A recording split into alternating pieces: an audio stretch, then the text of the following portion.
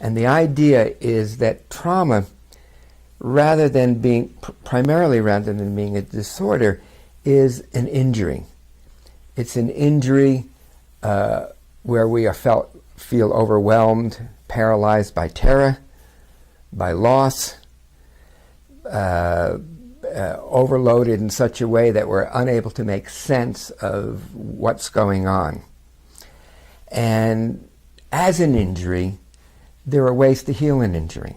So for example, if you break a bone, okay, you go to the doctor or the emergency room, and the doctor takes an x-ray and says, yes, bone is broken, and puts a cast or a splint on.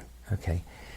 5-6 weeks later, the arm is as good as new. Actually, often the bone is actually stronger because of the way the osteoblast cells grow.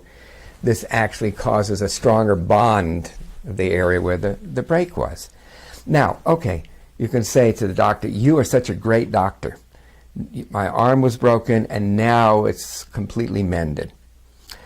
But really, what did the doctor do? The doctor provided the support which engaged the body's own capacity to heal. And that's really more or less how I look at trauma, how I look at the injury of trauma. What is it that we need to do to help a person move through these states of terror and helplessness, to come to peace with loss, and to deal with the very complex emotions that are involved in trauma, particularly with soldiers returning from the fronts now, because this is something which is really is already, but it's going to impact society in ways that we can just barely imagine.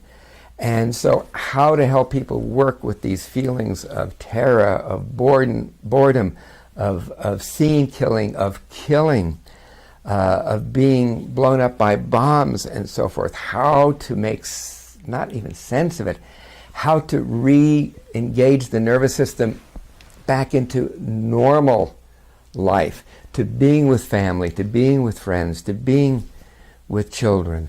So really, for me, work with trauma is about seeing what the injury is and finding the solution that helps support the innate healing that all human beings exhibit, to rebound, to become resilient again after these overwhelming events.